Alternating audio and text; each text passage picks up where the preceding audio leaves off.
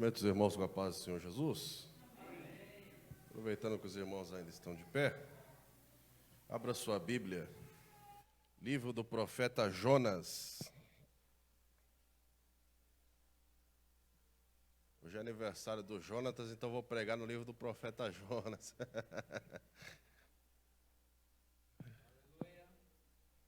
Livro do profeta Jonas, capítulo 1, versículos 1, 2 e 3, para a nossa meditação. Deus abençoe a todos os irmãos, Deus abençoe nossos irmãos ouvintes, nossos irmãos que nos assistem pelas redes sociais. Deus abençoe a todos nessa noite. Jesus, ele tem uma palavra para falar aos nossos corações. Irmãos, acharam? A vocação de Jonas, a sua fuga e o seu castigo. E veio a palavra do Senhor a Jonas, filho de Amitai, dizendo: Levanta-te, vai à grande cidade de Nínive e clama contra ela, porque a sua malícia subiu até mim. Jonas se levantou para fugir de diante da face do Senhor para Tarsis, e descendo a Jope, achou um navio que ia para Tarsis. Pagou, pois, a sua passagem e desceu para dentro dele, para ir com eles para Tarsis, de diante da face do Senhor. Amém? Irmãos, se assentem. Glórias a Deus. Louvado seja o santo nome do Senhor. Irmãos ouvintes, nós temos aqui diante de nós um texto bíblico, uma narrativa bíblica, que nos conta a história acerca do profeta Jonas. Como lemos, a Bíblia diz que Jonas era filho de Amitai, e para quem não sabe, ele era profeta do reino do norte, ou seja, Israel. Havia uma diferença entre ser profeta do reino do norte e profeta do reino do sul. Bem sabemos que o primeiro rei de Israel fora Saul, o segundo foi Davi, o terceiro foi Salomão, e na sequência, o próximo rei foi Roboão, filho de Salomão. Durante o reinado de Roboão, a nação de Israel se reuniu, foram adiante do rei e disseram: Rei, alivia-nos a carga. O seu pai Salomão foi muito duro conosco, nos colocou altos tributos, altos impostos, alivia-nos a carga. Ele, não sabendo o que responder, de imediato disse: retornem para mim daqui 3 dias, que eu vou consultar os anciãos. E diz a história bíblica que ele consultou os anciãos, e os anciãos, aqueles mesmos que aconselharam o seu pai Salomão, disseram: olha, escute o povo, faça o que o povo quer e você terá o povo em tuas mãos. Mas a Bíblia diz que ele deixou de ouvir os anciãos e foi ouvir os mancebos, os jovens, aqueles que nasceram junto com ele. E os jovens disseram: olha, não escute o povo, seja duro com o povo, seja arrogante com o povo. Diga para o povo que o seu dedo mínimo é mais grosso que os lombos de seu pai. Ele assim falou para o povo, após o povo retornar, após 3 dias. E diz a Bíblia que o povo se irritou, o povo se enfureceu, e por isso houve uma divisão em Israel. 10 tribos deixaram de seguir a Roboão, e apenas a tribo de Judá e a tribo de Benjamim continuaram seguindo a Roboão. Daí então foi constituído o reino do sul e reino do norte. Então, para que um profeta ele fosse profeta, ele deveria ser profeta ou do reino do norte ou do reino do sul. E como vemos, Jonas ele era profeta do reino do norte. Profetizou cerca de 970 anos antes de Cristo. E nós vemos que aqui agora Deus chama o profeta Jonas e lhe diz: levanta-te, vai até a cidade de Nínive e clama contra ela. Ser profeta no Antigo Testamento não era uma tarefa muito fácil. Não era algo fácil ser profeta.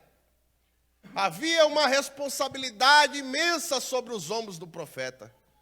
Ser profeta não é como muitos pensam hoje em dia. Você tem aí um dom de profecia, profetiza, Deus te usa, aí pensa que já é profeta. Não era assim, não. Para ser profeta, começar desde cedo. Você tinha que entrar na escola de profeta. Tinha que estudar para ser profeta. Você ia crescendo ao lado de um profeta velho. Se tornava servo, moço do profeta. E quando você chegava a uma certa idade adulta, se você tivesse um chamado de Deus, você se tornava profeta.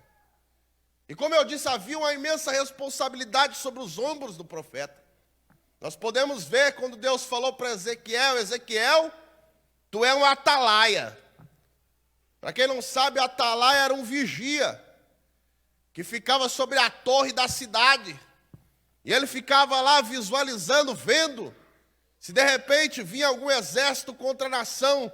E se isso ocorresse, de imediato ele tinha que trocar a trombeta, para que o exército se preparasse para a guerra. Essa era a função do atalaia. E Deus disse para Ezequiel: Ezequiel, tu é um atalaia. Ou seja, eu te coloquei no meio do povo de Israel para alertar o povo. Quando eu tiver uma mensagem para transmitir para o povo, e você transmitir, e o povo não se arrepender, eu vou requerer do povo. Mas se eu te der uma mensagem, você não falar para o povo, e o povo perecer, eu vou requerer de você. Essa era a responsabilidade do profeta, irmãos. Imagina a situação de Jonas. Deus olha para Jonas e fala: Jonas, levanta-te e vai até a cidade de Nínive, porque a maldade dela, a malícia dela subiu até mim. O que Jonas fez? Jonas se levantou e foi em sentido contrário, em direção para Tarsis. Deus falou: vai para Nínive. Ele desceu até Jope, uma cidade marítima, comprou uma passagem de navio e foi em sentido contrário, em direção a Tarsis. Eu quero lhe dizer, com base bíblica, é muito perigoso, é muito complicado, quando nós deixamos de ouvir, de seguir a voz de Deus, de seguir os caminhos do Senhor, e quando passamos então a seguir os nossos próprios caminhos, os nossos próprios desejos. A Bíblia diz que há caminhos que para o homem parecem direito, mas o seu fim são caminhos de morte. Sabe por que muitas das vezes você coça a cabeça e se pergunta: ô irmão, por que está dando tudo errado na minha vida? Por que tudo que eu faço vai de mal a pior? Por que eu não consigo aquela porta de emprego? Por que eu não tenho êxito, não tenho sucesso na minha vida? Eu vou te dizer, sabe por que você não tem tido sucesso? Sabe por que você não tem tido êxito na sua vida? É porque você parou de ouvir a voz de Deus e está seguindo os seus próprios caminhos. Quer ser bem sucedido na sua vida? Para de seguir o seu coração e passe a ouvir a voz de Deus, porque Deus, Ele tem o melhor para ti e Ele tem algo especial para a tua vida. Tem muita gente que fala por aí: escuta a voz do coração. Cuidado, o coração é enganoso, diz a Bíblia. Sansão foi um homem escolhido por Deus. Em toda a Bíblia diz, em toda a história bíblica, nunca houve um homem que possuísse uma força tão extrema como Sansão. Foi um fato inédito. O próprio anjo do Senhor, o próprio Deus. Para quem não sabe, quando a Bíblia se refere anjo do Senhor, está se referindo ao próprio Deus. Foi anunciar o nascimento de Sansão. Se apresentou para a mãe de Sansão e falou: olha, no teu ventre aí tem um escolhido. Não beba vinho, não coma bebida, não tome bebida forte, não coma coisa imunda, porque ele será nazireu, ou seja, ele será separado desde o ventre.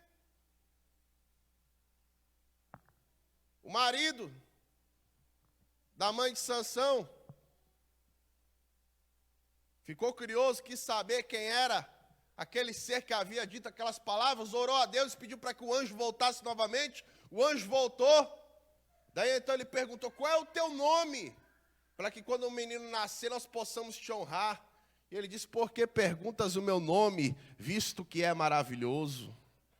Quem entende um pouquinho de Bíblia, conhece um pouquinho de Bíblia, sabe que maravilhoso é um dos nomes que foi profetizados por Isaías acerca de Jesus. Um menino nos nasceu, um filho se nos deu, e o seu nome está acima de todo principado, e o seu nome será maravilhoso, conselheiro, Deus forte, Pai da eternidade e príncipe da paz. O nascimento de Sansão era um fato tão histórico, tão tremendo, que o nosso próprio Senhor Jesus Cristo foi fazer menção, foi anunciar o nascimento dele. Só que Sansão cresceu. A princípio, Sansão era cheio do Espírito Santo de Deus. A Bíblia não diz, mas creio eu, acredito eu, que Deus queria livrar o povo de Israel, não só da mão dos filisteus, mas de todas as nações inimigas de Israel através de Sansão. Mas o que Sansão fez? Sansão fez como Jonas.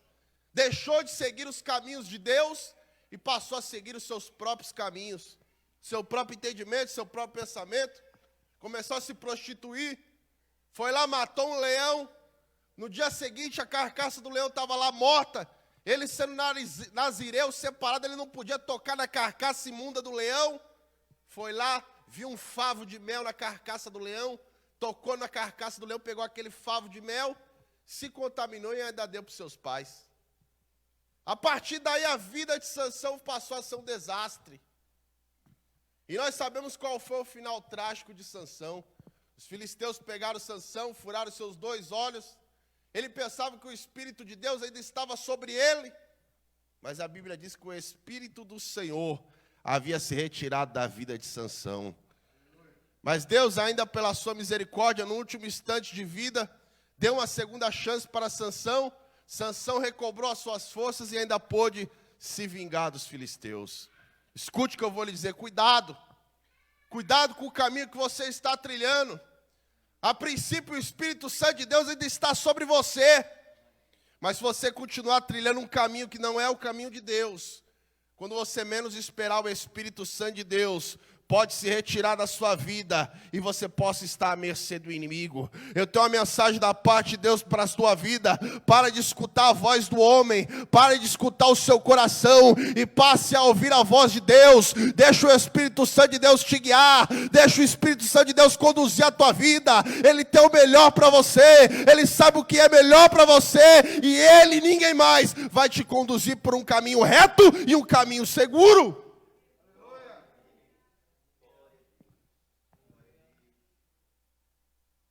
Eu me coloco na situação de Jonas e vejo aqui pelo menos 2 motivos pelo qual Jonas não quis ir clamar contra a cidade de Nínive.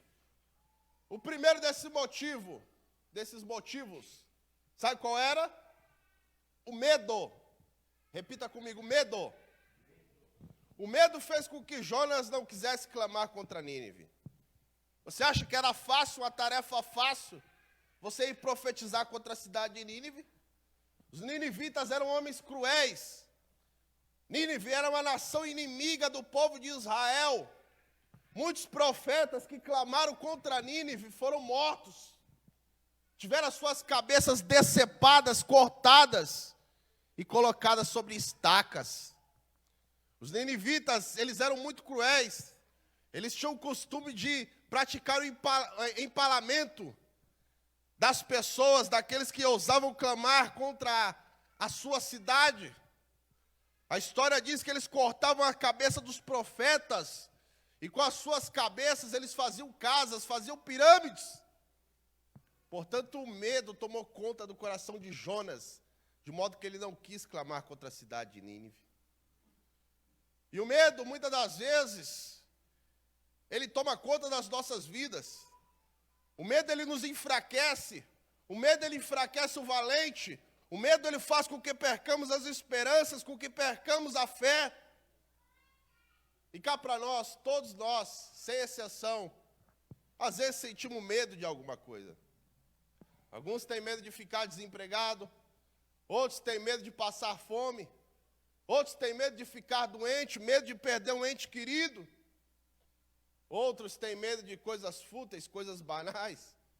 Medo de barata, medo de aranha. A verdade é que todos nós sentimos medo de alguma coisa. Medo de morrer, medo da morte. Todos nós sentimos medo. Mas o que Deus quer nessa noite de mim e de você é que nós venhamos superar os medos, venhamos superar a adversidade, venhamos ir além dos nossos problemas, além das nossas dificuldades. Davi tinha 1001 motivos para ter medo do gigante. Todos os soldados de Israel estavam com medo de enfrentar Golias. Um camarada com cerca de 2,95 m de altura, um escudo que pesava 50 quilos, uma lança em suas mãos, uma espada na bainha. Em Israel não havia um homem que se prontificasse a lutar contra Golias. Mas a Bíblia diz que Davi, um jovem de aproximadamente 17 anos de idade, se prontificou a enfrentar Golias. A Bíblia diz que ele foi até o ribeiro, pegou 5 pedrinhas, colocou no seu alforje de pastor e foi enfrentar Golias. Mas saiba você que Davi não foi despreparado. Antes de Davi enfrentar o gigante, a história bíblica diz que antes ele já havia matado um urso e matado um leão. Eu quero dizer, Deus, Ele te chamou, e o mesmo Deus que te chamou é o Deus que vai te capacitar. Eu quero dizer que esse problema, essa dificuldade que você está enfrentando, o Senhor Deus é contigo. Ele vai te ajudar, Ele vai te capacitar, Ele vai te fortalecer, e você vai superar todos os medos, todos os desafios da sua vida, e você vai ser um vencedor através da palavra de Deus.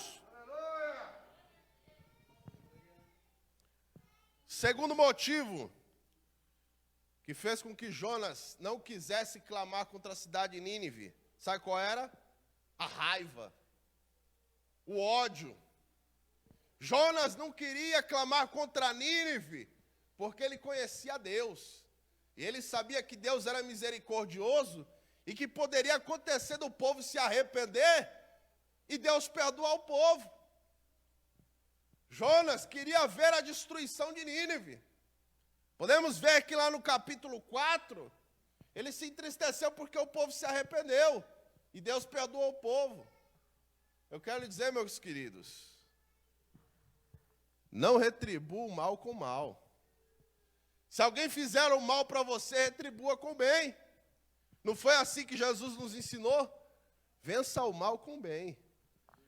Se alguém pedir para você caminhar 1 milha, caminha com 2. Se alguém pedir a sua capa, oferece a túnica também. Se o teu inimigo tiver fome, dá de comer e dá de beber a ele. A Bíblia diz que fazendo assim, amontoarás brasas de fogo sobre a tua cabeça. Aleluia. Quando você começar a praticar o bem para aqueles que praticam o mal para você, você vai deixar o camarada confuso. Ele vai olhar para você e vai dizer, mas o que é isso? O que está acontecendo? Eu faço o mal para aquele cidadão e ele faz o bem para mim. Vai chegar um ponto que ele vai se converter. Vai chegar um ponto que ele vai falar, não, eu tenho que servir o Deus desse camarada. E ele vai se tornar seu amigo. Deixa coisas fúteis de lado, coisas banais de lado. Pratique o bem, pratique o amor. É isso que Deus requer de mim e de você. Que amemos uns aos outros, assim como Ele amou a todos nós. Se coloque na situação de Jesus, 12 discípulos que o seguia, que o acompanhava, dia e noite. De repente, na hora que Jesus mais precisou deles, o que eles fizeram? Abandonaram Jesus. Pedro disse, Senhor, para onde tu for, eu vou te seguir, Senhor. Se eu tiver que morrer, eu vou morrer contigo. É mesmo, Pedro? É. Pedro, Senhor, eu vou, Senhor. Se tiver que morrer, eu morro contigo. Pedro, ainda essa noite, antes que o galo cante, tu me negarás 3 vezes. Senhor, de forma alguma. Judas. Jesus viu que Judas era apegado ao dinheiro e falou, você vai tomar conta da tesouraria. Você vai ser o tesoureiro. Jogou as finanças na mão de Judas. O que Judas fez? Cravou um punhal nas costas de Jesus e o traiu. Depois cometeu suicídio. Jesus, sabendo que seria negado, que seria traído pelos seus 12 discípulos, mesmo assim não os negou, morreu por cada um deles. Jesus morreu até mesmo por causa daquele salteador que foi crucificado ao lado dele. Jesus foi crucificado ao lado de 2 ladrões. Um de um lado falou, se tu és o Filho de Deus, desce, salva a ti e salva nós. O outro falou, cala a boca, rapaz. Nós estamos aqui porque pecamos, mas esse aí é justo. Ele olhou para cima, viu escrito Rei dos Judeus. Ele disse, Rei, lembra-te de mim quando entrares no teu reino. Jesus olhou para ele e disse, ainda hoje estarás comigo no paraíso. Siga o exemplo de Jesus. ame mais, se doe mais. A vida é curta, a vida é muito passageira. Para nós guardarmos rancor, guardarmos ódio do próximo. Exerça o amor, pratique o amor. É isso que Deus quer de mim e de você. E nós vemos que Jonas entrou dentro do barco. E quando Jonas entrou dentro do barco, tudo começou a piorar. A Bíblia diz que Deus enviou uma tempestade, de modo que o barco começou a ser açoitado pela tempestade, estava em tempo de se quebrar. A tripulação ficou desesperada, ficou preocupada. Falou, rapaz, o que está acontecendo aqui? E Jonas dormindo, sossegado. Falou, vamos lançar a sorte aqui, vamos descobrir, vamos averiguar por que está vindo essa tempestade sobre nós. Daí então chegaram até Jonas e descobriram que o motivo era Jonas. E Jonas explicou, olha, o motivo é porque Deus me deu uma ordem. Falou para eu ir para Nínive, eu não obedeci, vim para Tarsis. E é por esse motivo que está vindo esse mal sobre nós. Só tem uma solução. Me peguem e me lance ao mar que vai acalmar a tempestade, a fúria do mar vai se acalmar. Irmãos, às vezes, existem atitudes nossas que podem prejudicar o próximo. Às vezes existem atitudes que podem prejudicar não só o próximo, mas a nós mesmos. No ambiente de trabalho, no ambiente familiar, na igreja. É por isso que eu e você, a cada dia, devemos procurar sermos pessoas melhores. Devemos orar e pedir para Deus nos moldar, nos limpar, nos purificar, nos transformar a cada dia. Porque existem atitudes nossas que podem prejudicar as pessoas que estão ao nosso redor e também nos prejudicar. Às vezes uma palavra mal interpretada, uma palavra mal compreendida, pode matar não só o físico da pessoa, como também a alma, o espírito. Davi cometeu um erro, e esse erro custou 70 mil almas em Israel. A Bíblia diz que Davi se orgulhou, e o seu orgulho fez com que ele contasse, numerasse o povo de Israel. Ele chamou Joabe, capitão do exército, e disse, olha, sai por todo Israel e numera o povo. Joabe viu que aquilo era orgulho da parte de Davi e disse, não, que Deus multiplique os soldados em Israel, mas eu não vou fazer isso. Mas Davi insistiu tanto, mas tanto com Joabe, que ele foi obrigado a fazer isso. Após ele contar todo o exército e trazer a soma para Davi, Deus não gostou disso, porque Davi havia se orgulhado. Deus então mandou o profeta falar com Davi e disse, olha, você pecou. Vou te dar 3 sentenças, escolha uma delas. Fome entre o povo, peste, ou a espada dos seus inimigos te perseguindo. Ele disse, na mão dos meus inimigos eu não quero cair. Contudo, caiamos na mão do Deus vivo, porque Ele tem misericórdia. Deus enviou 3 dias de peste entre o povo. Esses 3 dias custaram a vida de 70 mil almas. 70 mil morreram entre o povo de Israel por causa do pecado de Davi. Devemos ter cuidado com as nossas atitudes. Somos crentes, somos cristãos. E saiba de uma coisa, aonde você for, aonde você estiver, há pessoas te observando, vendo a sua conduta, a sua postura, vendo se você vai tropeçar, se você vai falar alguma coisa que não condiz com a atitude de um cristão. É por isso que aonde nós estivermos, aonde nós formos, nós devemos orar e pedir a Deus e dizer, Deus me guia com o teu Espírito Santo. Seja guiado pelo Espírito Santo de Deus. A Bíblia diz, o vento sopra onde quer, não sabe de onde vem nem para onde vai.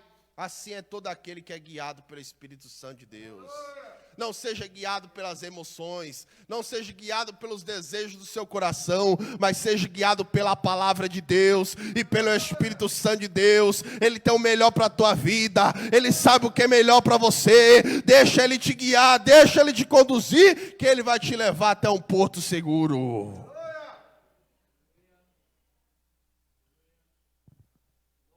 E a Bíblia diz que lançaram Jonas dentro do mar, e Deus foi e preparou uma baleia, um grande peixe, que tragou a Jonas.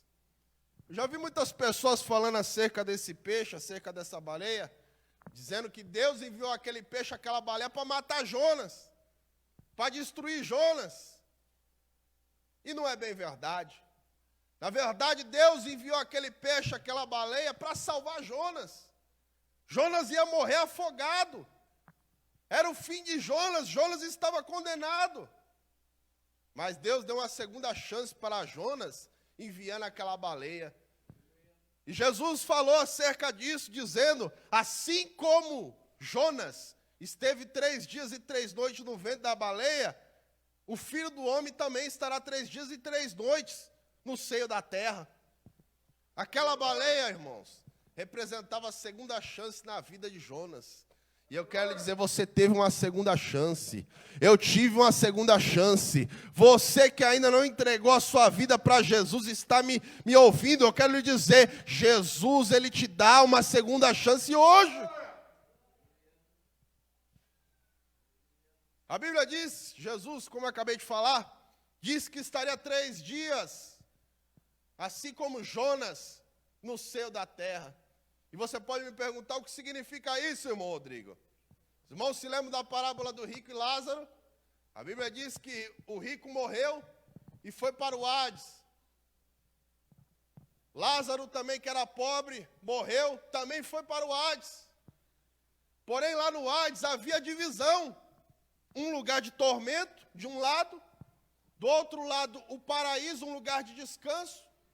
E entre ambos os lugares, um abismo que fazia divisão. No Antigo Testamento era assim. Quem morresse no Antigo Testamento não ia para o céu.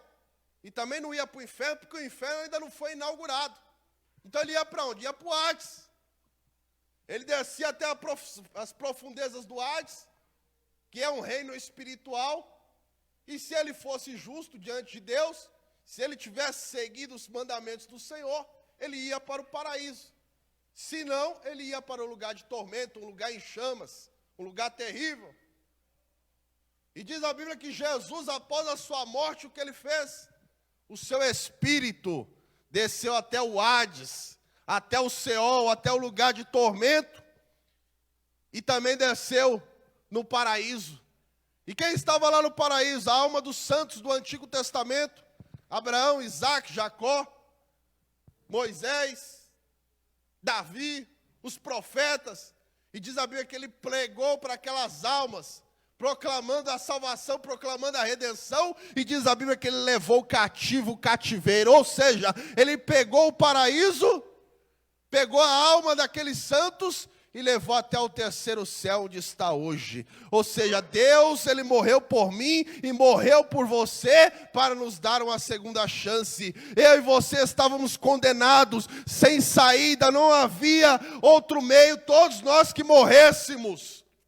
Estávamos condenados aí para o inferno. Mas Jesus morreu na cruz do Calvário para me dar salvação, para me dar vida, para te dar luz, para te dar esperança. Assim como Jonas teve uma segunda chance, Deus, Ele nos dá uma segunda chance hoje.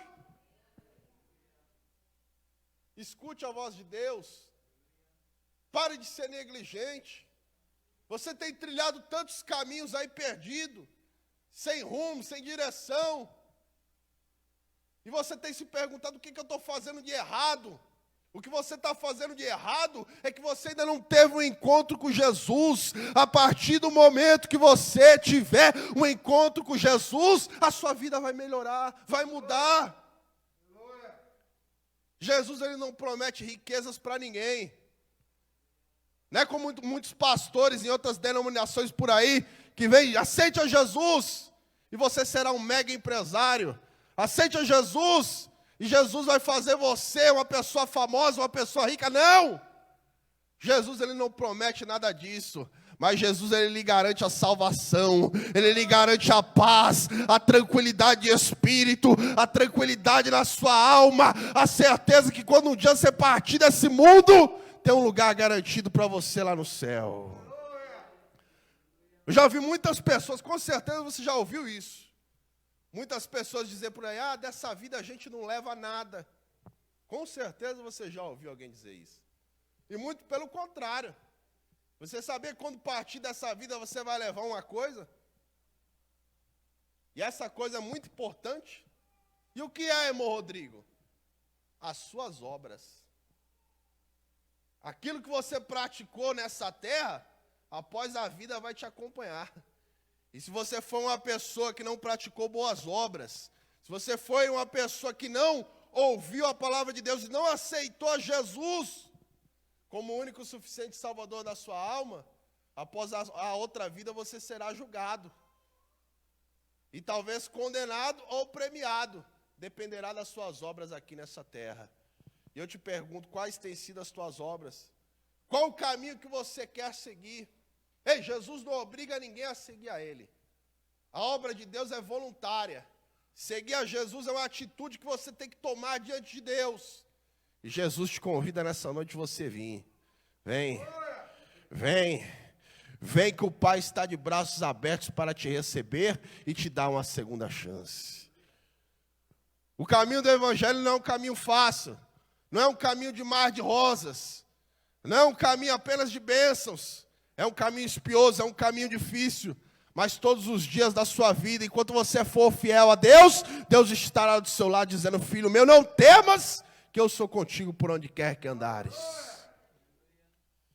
E a Bíblia diz que o peixe, a baleia, vomitou a Jonas. E veio pela segunda vez a palavra do Senhor a Jonas dizendo: Jonas, levanta agora e clama contra a cidade de Nínive. E diz a Bíblia que dessa vez ele ouviu a voz de Deus e começou a percorrer toda a cidade clamando para que o povo se arrependesse. E diz a Bíblia que o povo se arrependeu, o povo deu crédito à voz de Jonas. E diz a Bíblia que desde o pequeno até o rei e até os animais se vestiram de pano de saco e cobriram a sua cabeça de cinzas para se arrependerem dos seus pecados. Por mais que o homem erre, por mais que o homem peque, Deus sempre está disposto a dar uma segunda chance para o homem. Deus, Ele te sonda, Deus, Ele te conhece. Certa vez eu ouvi uma ilustração, e eu achei interessante essa ilustração, eu guardei ela para mim até hoje. Duas crianças, João e Maria, foram passar o final de semana na casa dos avós. Chegando lá, durante o dia saíram para brincar no quintal. Joãozinho, que era o mais atrevido, mais sapeca, pegou seu estilingue e começou a atirar com o estilingue em tudo quanto era lugar. De repente pegou e acertou o pato da avó, matou o pato da avó. Pegou o pato da avó dele, escondeu, pensando que ninguém tinha visto. Daí então a avó chamou para almoçar, falou: meus netos, venham almoçar. Entraram para almoçar, sentaram na mesa. Após a refeição, a avó olhou para os dois e falou: quem vai querer sobremesa? Maria olhou para Joãozinho, olhou para a avó e falou: vó, Joãozinho falou que vai me dar a sobremesa dele. Joãozinho olhou para Maria: que é isso, Maria? Como assim? Daí, então Maria foi lá no ouvido de Joãozinho e falou: eu vi que você matou o pato. Aí falou: vó, tá certo, eu vou dar minha sobremesa para Maria. Quando foi depois da sobremesa, a avó falou: quem vai ajudar dos dois aí a avó lavar a louça? Maria falou para a avó: Joãozinho vai. Como é que é, Maria? Lembra do pato. Joãozinho foi lá, lavou a louça. Quando foi de tarde, a avó falou: quem vai me ajudar a lavar a roupa? Maria falou: Joãozinho de novo, Maria. E foi assim o dia inteiro. Joãozinho cansado, já não aguentava mais ser subordinado pela irmã. Falou: eu não aguento mais, vou contar para a avó. Chegou lá e falou: vó, eu tenho que contar uma coisa para a senhora. Quero que a senhora me perdoe porque eu matei seu pato, vó. Eu acertei o estilingue no seu pato, ele matou e escondi ele. A avó olhou para ele e falou: meu filho, eu já sabia. Quando você matou o pato, eu estava vendo da janela. E eu queria ver até quando você ia deixar sua irmã te chantagear. Eu quero dizer, a partir do momento que você pecou, Deus te enxergou. Deus, Ele viu. Mas nessa noite Deus não veio aqui para trazer à tona o teu pecado, não. Ele só está olhando para você, esperando você pedir perdão para Ele ir até você, te abraçar, te limpar, te purificar, te transformar e te dizer: filho meu, a partir de hoje eu vou fazer de você uma nova criatura. Escute a voz de Deus, escute a voz de Deus. Ele quer te limpar, Ele quer te transformar, Ele quer te libertar. Deus, nessa noite, quer mudar o quadro da sua história, mas só depende de você. Está aí preso aos vícios, cigarro, bebida, prostituição, caminho que só vai te levar à morte, te levar à destruição. Mas Deus, nessa noite, Ele quer te limpar, Ele quer te transformar, te purificar. Ouça a voz de Deus, que Deus nessa noite vai te dar uma segunda chance. Para encerrar, o que nós aprendemos com a vida de Jonas, com esse texto bíblico: primeiro, ouça a voz de Deus. Quando Deus falar com você, escute o que Deus tem para falar. Segundo, não apenas escute, mas obedeça a voz de Deus. Siga os mandamentos do Senhor. Terceiro, deixa o Espírito Santo de Deus te guiar. Deixa o Espírito Santo de Deus te conduzir. Para de agir pelo seu próprio pensamento, pelas suas próprias emoções, pelos seus desejos do seu coração, e passe a ser guiado pelo Espírito Santo de Deus. Quarto, seja um exemplo. Aonde você for, pregue o amor, pregue a verdade, pregue o que Deus fez na sua vida. E por fim, saiba perdoar. Não faça como Jonas fez a princípio, que queria ver a destruição de Nínive, não. Mas exerça o amor, saiba perdoar. Perdoe seu próximo. Perdoe aquele que te ofendeu, aquele que te fez o mal. E com certeza Deus olhará lá do céu e irá te recompensar, irá te abençoar, irá derramar das ricas bênçãos do céu sobre a sua vida. Amém? Deus abençoe os irmãos, agradeço a oportunidade em nome de Jesus.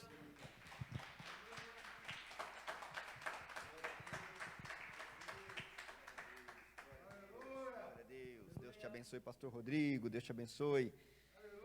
Glória a Deus, glória a Deus.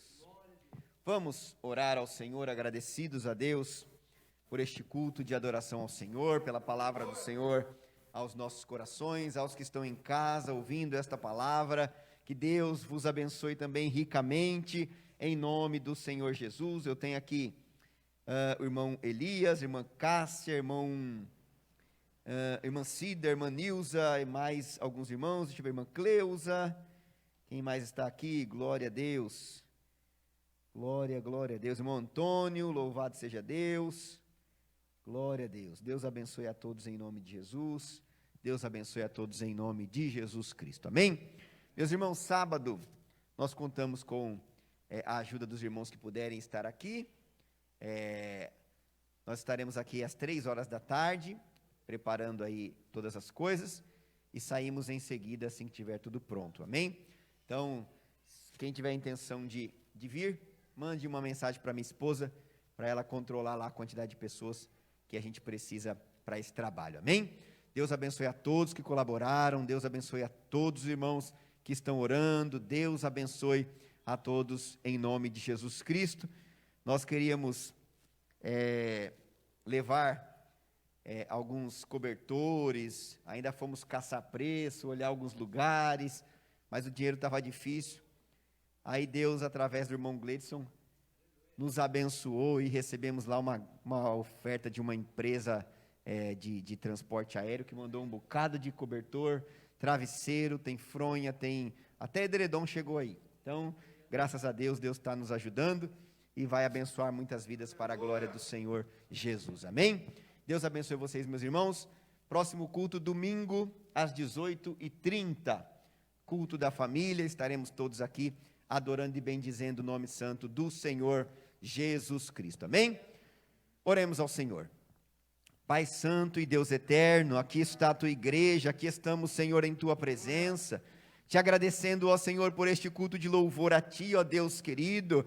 Te agradecendo, Senhor, pelas ofertas. Te agradecendo, ó Pai querido, pelas orações, ó Deus, que a Ti, Senhor, nós clamamos nesta noite. Te agradecemos pela Tua palavra, Senhor, que possamos ao ouvir a Tua voz, ó Deus querido, obedecer, Senhor, a Tua voz, o Teu mandamento, o Teu desejo, aquilo que o Senhor tem para nós, ó Senhor, que nós venhamos nos manter no centro da Tua presença. O melhor que nós temos de fazer, Senhor, é estar obedecendo a Tua voz. Abençoa, Senhor, aqueles que estão em casa, em seus lares, em nome de Jesus, derrama do Teu Espírito Santo, ó Senhor, derrama da Tua graça, Senhor, nos ajuda como igreja do Senhor, a estarmos unidos, ó Deus querido, para atravessarmos, Senhor, este grande mar que está à nossa frente, mas para a glória do Teu nome, nós cremos no Senhor, e que Tu estás conosco, nos sustentando, ó Deus, e do outro lado nós vamos unidos, cantar o hino da vitória, para a glória do Teu nome. Abençoa a Tua igreja, Senhor, em nome de Jesus, em nome de Jesus. Amém. Abra sua mão e o seu coração. Que o grande amor de Deus, a graça de nosso Senhor e Salvador Jesus Cristo, as doces e eternas consolações do Espírito Santo de Deus, reine em cada lar, em cada vida e em cada coração, não somente agora, mas para todo sempre. Todo o povo que é de Deus, diga amém. Amém. Vamos abençoados em nome de Jesus. Deus abençoe.